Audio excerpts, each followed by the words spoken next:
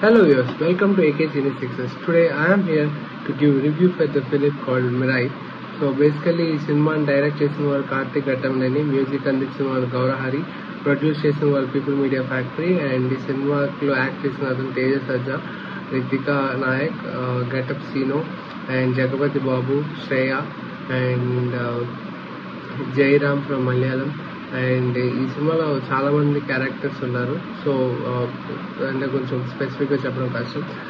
But apart from that కథ విషయానికి వచ్చేసరికి మన పూర్వకాలంలో అశోకుడు యుద్ధం చేసిన తర్వాత అక్కడ జరిగిన మారణకాండకి మరియు యుద్ధంలో ప్రాణాలు పోవడం, ఎంతో మంది ప్రాణాలు పోవడం వల్ల తను ఏమనుకున్నాడంటే దీనివల్ల మనకి ఇబ్బందులే అవుతాయి కాబట్టి తనలో ఉన్న నైపుణ్యాలన్నింటినీ 9 భాగాలుగా విడజేసి ఒక 9 మందికి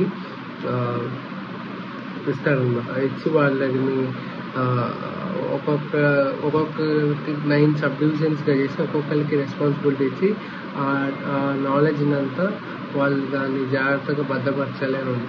అందులో బేసిక్ వచ్చి తంత్రము, మళ్ళీ అమరత్వం కోసము, అలాగే ఇంకా శబ్దం వల్ల వచ్చే శక్తులు, వీటన్నిటి గురించి. These are 3 which I notice in the film. ఇలా చాలా ఉన్నాయన్నమాట. సో 9 నాలెడ్జ్ ఉన్నవి చాలా చోట్ల, ప్రపంచంలో అనేక చోట్ల ఉన్నాయి. అండ్ ఒక ఈవిల్ ఫోర్స్, ఈ ఈవిల్ ఫోర్స్ క్యారెక్టర్కి మంచు మనోజ్ గారు చేశారనమాట. సో తను ఒక్కొక్కటిని సంపాదించుకుని తనే ప్రపంచానికి ఒక గాడ్ అవుదామని తన చేతిలోనే ప్రపంచాన్ని పెట్టుకోవాలనుకునే చూసాను అతను. సో అతను 8 అచీవ్ చేస్తాడు.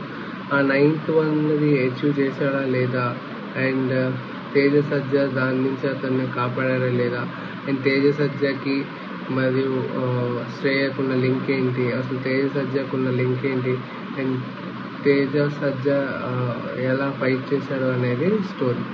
సో బేసిక్గా ఇది ఒక మంచి స్టోరీ అండ్ డైరెక్ట్ చాలా బాగా రాసుకున్నారని చెప్పచ్చు. అండ్ అలాగే ఈ సినిమాకి చాలా విఎఫ్ఎక్స్ వర్క్ ఉంది. సో నేనైతే చాలా సర్ప్రైజ్ అయ్యాను అనమాట విఎఫ్ఎక్స్ చూసి. బికాస్ పీపుల్ మీడియా ప్రొడక్షన్లో విఎఫ్ఎక్స్ అంత గొప్పగా ఉండదు. బట్ ఈ సినిమాకి మాత్రం చాలా అంటే చాలా బాగా చేశారు విఎఫ్ఎక్స్. అండ్ ఈ సినిమా మెయిన్ పాజిటివ్ ఏంటంటే అన్నెసరీ సాంగ్స్ ఏమి ఉండవు.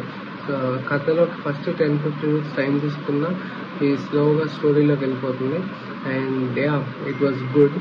అండ్ క్యారెక్టర్ వైజ్ అందరూ వాళ్ళకున్న పర్ఫార్మెన్స్, వాళ్ళకి ఇచ్చిన రోల్కి బాగా జస్టిఫై చేశారు. అండ్ శ్రేయా సరన్ గారు మనకి హీరోయిన్గా బాగా తెలుసు, బట్ ఈ సినిమాలో తను చాలా పవర్ఫుల్ రోల్ ప్లే చేసేది అనిపించింది. I really like her role. And villain character చేసిన మన మంచు మనోజ్ గారు ఒక బ్యాక్ స్టోరీ పెట్టి అదంతా చాలా బాగా చూపించారు.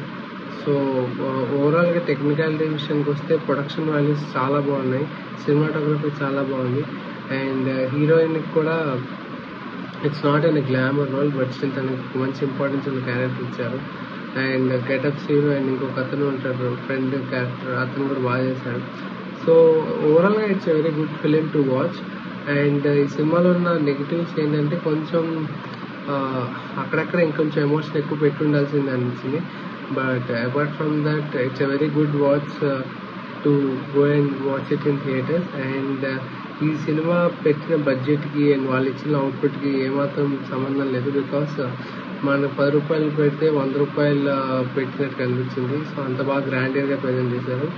And we should appreciate the way Teja Sajja is picking up the stories and presenting himself in different characters. All are luckily everything is falling into place and things are getting clicked. So ఈ సినిమాకి మేము ఇచ్చే rating వచ్చేసరికి 3.25 out of 5. And మిగిలింది ఎందుకు ఇవ్వలేదు అంటే కొంచెం కొన్ని సీన్స్ని ఇంకా బాగా ప్రజెంట్ చేయొచ్చు అండ్ ఎమోషన్స్ని కూడా ఇంకా బాగా చూపించచ్చు అని నాకు అనిపించింది. సో అంతే. బట్ ఓవరాల్గా అయితే ఈ సినిమా చాలా బాగుంది.